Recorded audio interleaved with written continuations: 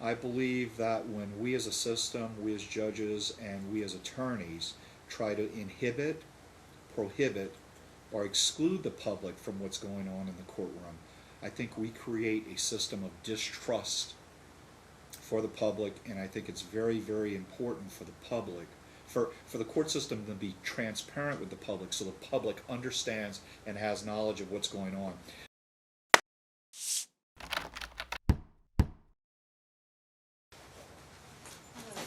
Good morning. This is case number D-. It's a post-divorce matter styled, if I pronounce that correctly, versus. Let's go ahead and take appearances, please. James Jimmerson, bar number 12599 for Think, who's also present here on my left. You got a lot younger since the last time I saw. I found the fount of youth. And the statement, Good morning, appearance, please. Tony Smith, bar number 12096, Ford and Friedman, on behalf of Mr. not present here with me. Good morning. Just so you guys know, I got a response to the objection filed by Luke Busby, the attorney for our Nevada judges, and he asked that I waive appearance today because of, I guess, something going on in another county. I got no issue with that. I've read everything. Very interesting issues. I'm going to start the hearing today because Mr. Ford's office has filed the objection. You guys go ahead and sit down. Make yourself comfortable. I'm going to start today by allowing you to make your representations. Certainly, Your Honor. I appreciate that.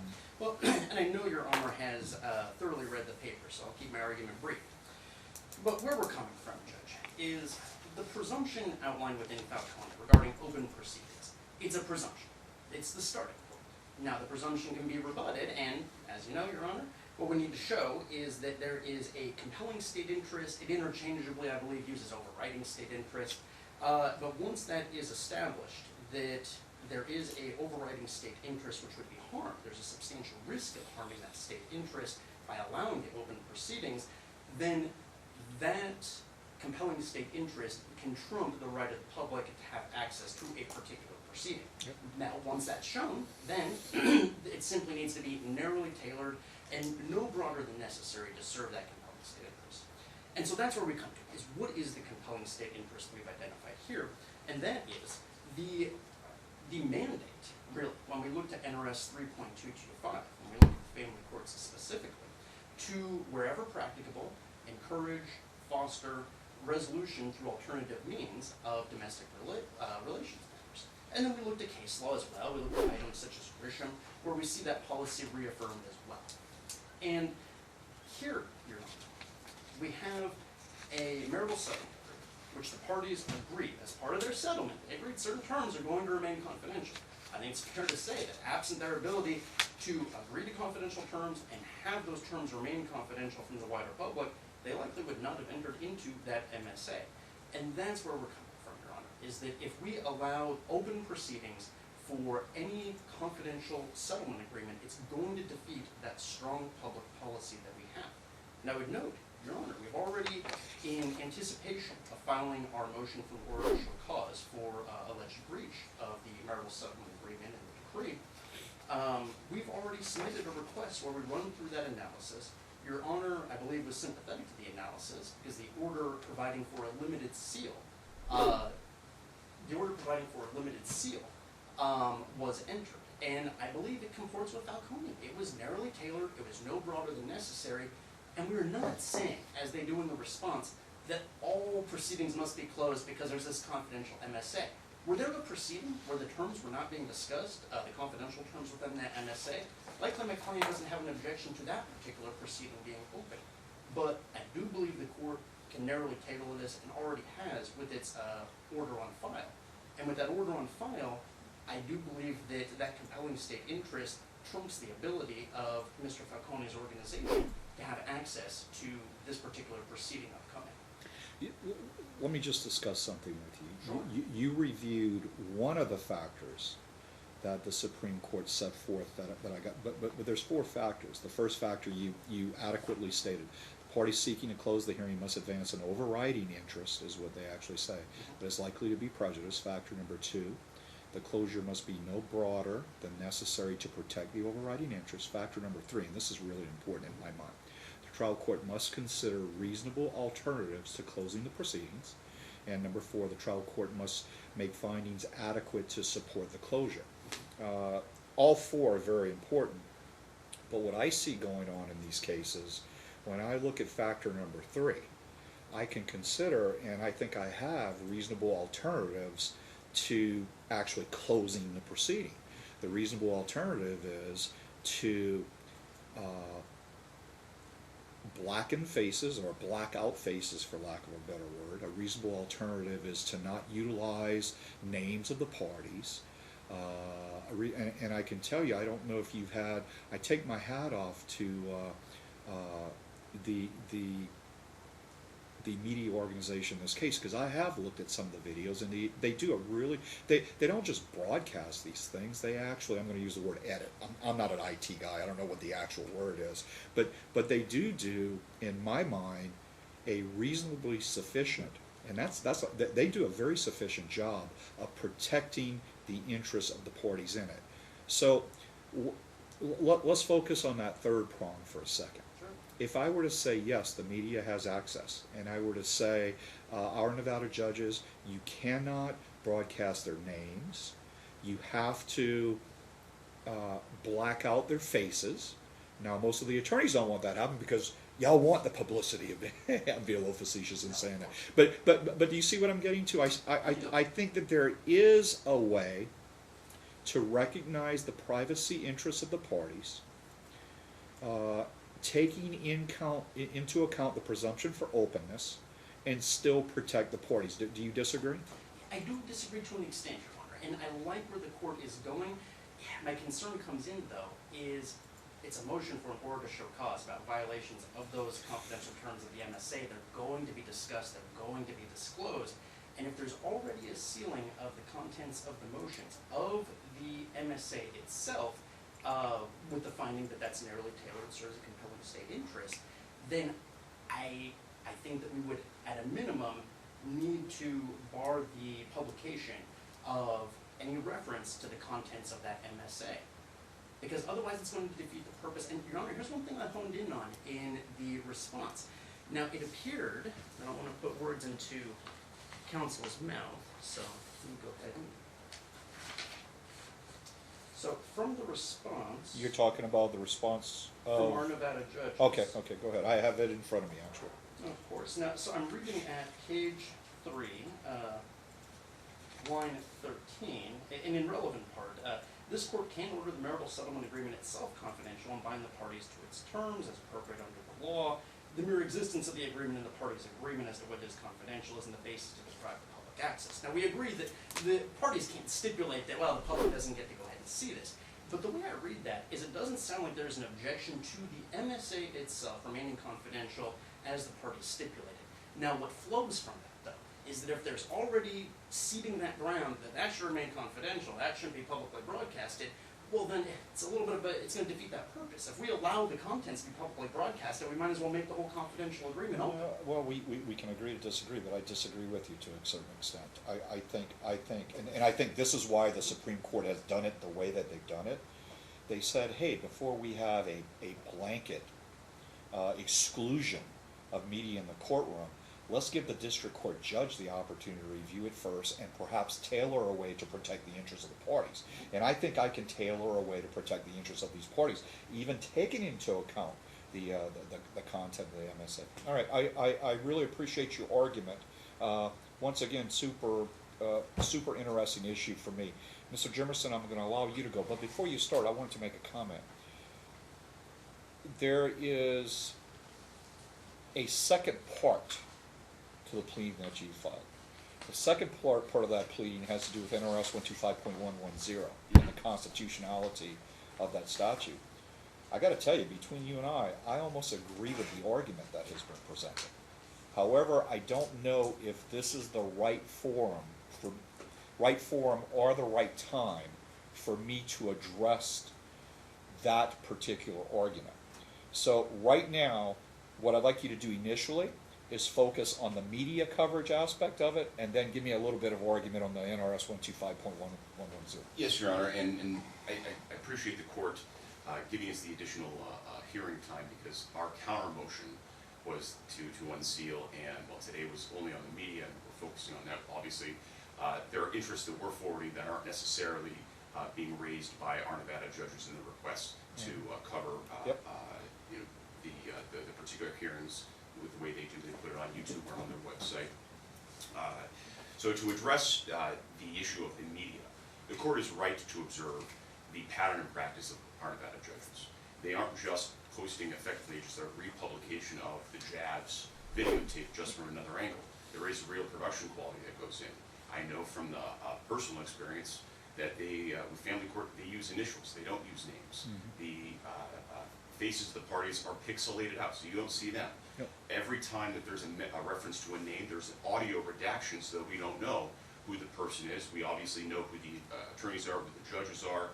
So there is the protection of the identities. And then by extension, Your Honor, if you don't know who the identities are, there isn't going to be much given away as to the details of what you're arguing about as it pertains to, well, I know that that person is in family court and they're arguing about that issue. So I think that that more than covers the privacy interest, because we don't know who's going to be in court, and the public will not know who's going to be in court. And I think that to the extent the overall ceiling, and I believe that that would be left for the following hearing, because that's the counter motion. But I did want to address at least my experience with our Nevada judges, and I really did. They put in not just time, effort, but also serious money into the matter, because it's not easy to do what they do without putting in all of those things. So I think that the court is right to observe that there is a reasonable alternative. And to the extent that there is a fear that what we're discussing in court is covered by a confidentiality clause of an MSA, the question is, what are we discussing? What is at issue? And we'll get more into this in 2 days from now, but what's at issue is whether or not there was a breach of the confidentiality clause, not whether or not there was a failure to comply with, for example, the financial obligations or certain other personal matters to the extent there would be covered in the MSA, which then that would be at least a greater argument to say, hey, so-and-so had X financial obligation, they breached it. That is a much more of a confidential term than the existence of a confidentiality provision in the first instance. And we'll get more into whether or not there even was a... Well, that's the purpose of the order to show cause, or to determine the specifics is what we get into. Correct, Your Honor, and that's, that there is a confidentiality provision in any agreement certainly is not notable, certainly is not exciting. It happens in many, many, many agreements. Certainly many, many agreements involving litigation, when they're trying to resolve litigation. Which is why you see, and again, this is cited in our counter motion, all the case law that says you don't get to seal a courtroom simply because what the subject matter is an agreement that contains a confidentiality provision. There needs to be more. Which is why, Your Honor, we had included a proposed redacted version of the MSA, right? So that those specific financial obligations and the like would be, kept from the public, because the public doesn't need to know that specific detail. Well, I sort of see what you're saying there. What I addressed Thursday, I only address the specifics of what are alleged to have been violated. Correct, Your Honor. And so the idea of having an MSA, I'm fine with a redacted MSA. I think that's the most appropriate way forward in line with the recent Falcone decision. And we had proposed in advance of filing the counter motion, during our 5501, I submitted proposed redactions to opposing counsel, and unfortunately we weren't able to reach agreement on those proposed redactions. So I believe the court's right to observe what it expects in terms of the production of the ONJ video were you to permit them in the courtroom, and we certainly would have no objection to the court issuing an order along those lines, pixelating faces of parties. Pixelating, that's the name. 58 years old, I don't know those words. I've got young sons in an alpha generation. I'm learning all sorts of new vocabulary, Your Honor. Okay. So I think that the court's right in line with that. Audio redactions of names, to the extent that there is a confidential term that comes up in audio redaction of that confidential term, perhaps we can reach agreement with the opposing counsel about what that would be. But that is, there are ways to do both. Protect the privacy interests that they are asserting while also maintaining the ability to videotape. As to the 110, Your Honor, the reason we made that argument was because the order to seal was made on 110 Well, I prior know. to the Falcone decision. And while Falcone didn't specifically address 110, it dealt 080, it's the same analysis. I mean, it quite literally is the mandatory shall, the I court gotta tell shall you, do X. I was somewhat surprised, honestly speaking, I was somewhat surprised that the Supreme Court did not address 110, and what is the paternity, 126, whatever, because I think that's the next two things coming, to be quite honest with you. As a matter of fact, in Falcone, there's a specific footnote, and I'm sort of paraphrasing the footnote. They didn't, I don't believe they mentioned 110, but they did mention we are not addressing NRS 126 point whatever it was. But to me, that's the obvious next two issues coming. The question becomes, do I want to be the judge that orders a statute unconstitutional in the state of Nevada for the Supreme Court to review? Do I want to be the district court judge to do such a thing? I don't know, maybe I do, maybe I don't. I just don't know if right now is the right time for me to make that decision. But I'll have an answer for you on that by Thursday. What I would propose to the court is that if the court is not willing to go that greatly, because it is a serious Oh, it is. matter to make a call that statute is unconstitutional, even if we have something as supportive of a decision in Falcone, the court need only apply Falcone. The court need only say, I'm going to do what Falcone commands me to do, and I'm going to apply a fact-intensive analysis as to to what extent are we going to seal these matters. And so you don't need to render that decision if the court chooses not to. Oh, I see what you're saying. Just apply the Falcone factors to 110 without a final determination of constitutionality versus unconstitutionality. Correct, Your Honor. Just apply it here I'm in gonna this think case. about that between now and Thursday. So I presented the constitutionality argument because in the event that we do not prevail, I wanted to make sure that we have that, because then the Nevada Supreme Court would have the opportunity to do so, to render its decision on 110. But I think the easiest way to go about it is just simply apply Falcone. That makes sense. I'm going to give that some consideration between now and then. I'm ready to roll. I really am. Go Just ahead. a brief comment. Go ahead. One Go thing. ahead. Just on the 125.110 argument, I don't know that plaintiff is going to be the party that is able to challenge that. Here's the reason why, Your Honor. That's interesting. It's Okay. it's contractual. She entered into the MSA where part of the right given up was to make certain parts of the court proceedings confidential as well. So this is a different issue from some member of the public coming and trying to unseal per 125.110.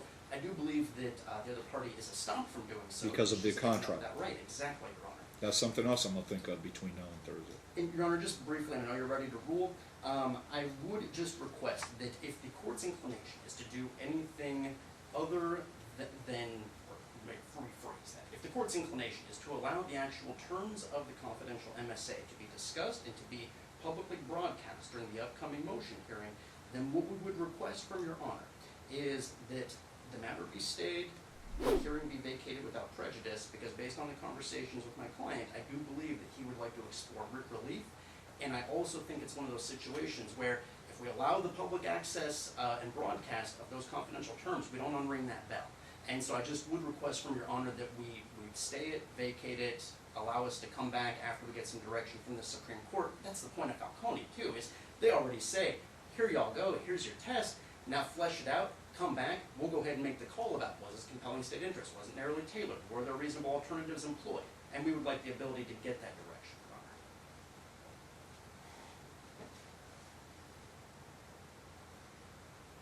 Your Honor. Okay. These are the findings of the court. First off, I am a huge proponent of the public having access to what goes on in the courtroom. I believe that when we as a system, we as judges, and we as attorneys try to inhibit, prohibit, or exclude the public from what's going on in the courtroom, I think we create a system of distrust for the public, and I think it's very, very important for the public, for the court system to be transparent with the public so the public understands and has knowledge of what's going on. I couldn't agree more with the Supreme Court's decision in Falcone, to be quite honest with you. Now, with that being said, Falcone gives us some really interesting language that I found. Falcone acknowledges that there is an interest in protecting litigants' privacy rights in family court proceedings. The whole reasoning behind that is family court proceedings pertain to people's private lives. The court goes on to state that a litigant's privacy interests do not automatically overcome the public or the press's right to access to court proceedings. The court goes on to state that the public's right to access family law proceedings outweighs the litigant's privacy interests. And then what the Supreme Court did was the Supreme Court said, hey, this statute's unconstitutional, but we're gonna tell the district court judges what to do because we want them to have some discretion in making a determination as to whether or not to open these proceedings to the media. That is where the Supreme Court sets forth the four-pronged test, and actually I read through those previously in the hearing. I'm not going to state those again, okay? What I find key to this is factor number 3. And I'm not saying the other factors are not irrelevant, but factor number 3, the trial court must consider reasonable alternatives to closing the proceedings. And I think that's what answers this question for me, okay? I am going to direct an order that our Nevada judges will have media access to the hearing on Thursday. The parties' names are not to be utilized during the video of the proceeding. The parties' faces are to be blacked out or pixelated, I think is the proper word to be used. And I would strongly suggest that the suggestion regarding a redacted MSA is probably a really good suggestion because, of course, I did read the pleadings for Thursday's hearing before coming in. I think we're focusing on a very narrow issue for Thursday, okay? And I don't know how many pages the MSA consists of, but if we're talking about hypothetically 6 lines of 1 page of the MSA being brought into question, I would think that we could exclude or redact a large portion of the remainder of the content of the MSA to serve 2 purposes. Number 1, allow media access, allow the public to know what's going on in court. Number 2, protect the interests of the parties pertaining to this agreement that they said would be confidential. So I would strongly suggest you guys discuss that in advance of the hearing. With that being said, I think that covers the issues that were raised by the pleadings that I currently have on file. Ms. Clerk, did you get it? I am going to allow media access. Okay. The names of the parties are not to be utilized. The initials will suffice. And the faces of the parties are to be pixelated.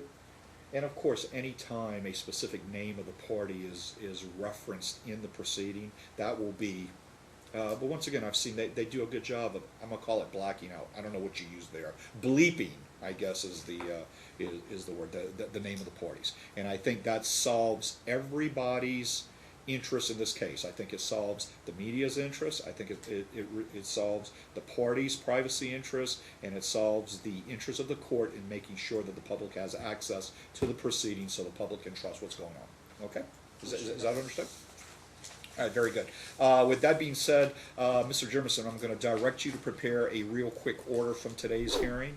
If you could send that on, I know it's only 2 days until the hearing, but if you can get something done really quickly, I can get something to closing counsel this afternoon. Okay, good deal. Thank you guys very much. You're on. I look forward to seeing you on I'll Thursday. also copy Mr. Busby as well. Yeah, that's a great idea.